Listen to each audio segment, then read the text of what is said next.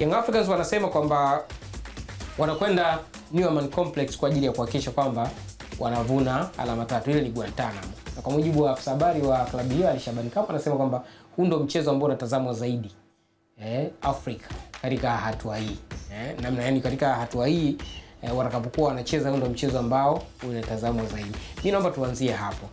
Hiki kinachozungumzwa ni kweli kwamba pengine kwenye mechi za mzunguko wa kwanza hii ndio mechi ambao unaweza kusema kwamba wapinzani rivalry inakaribiana zaidi ukilinganisha na timu nyingine, kwa sababu kinachotengeneza ladha ni pamoja na ubora huo karibiana, si ndio? Unajua kwamba tunapata mechi nzuri au historia, kwa sababu kienda kwenye historia I don't think kama Young Africans ana historia ya kutisha hivyo kwenye michuano hii. Ni kweli alichokuwa anakizungumza Ali Shabani Kamwe kwamba huu ndio mchezo ambao unatazama zaidi pengine kwenye hatua hii.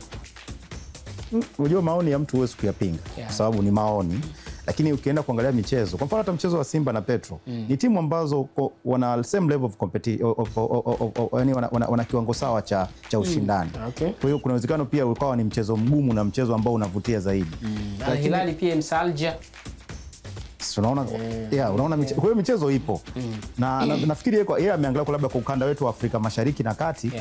Hata game ya Simba pia na uzito. Utaona kuona kabisa kwamba yes, kwa sababu yeye ni mwana Yanga, lazima atazungumza kwamba Yanga atawapatia upper hand kuliko. Lakini in terms of games, ni game ambayo kwa Yanga ni game ngumu kuliko wanavyoifikiri. Yes, kwa sababu pia hata Yanga wenyewe hawajaonekana kama wametengemaa vizuri.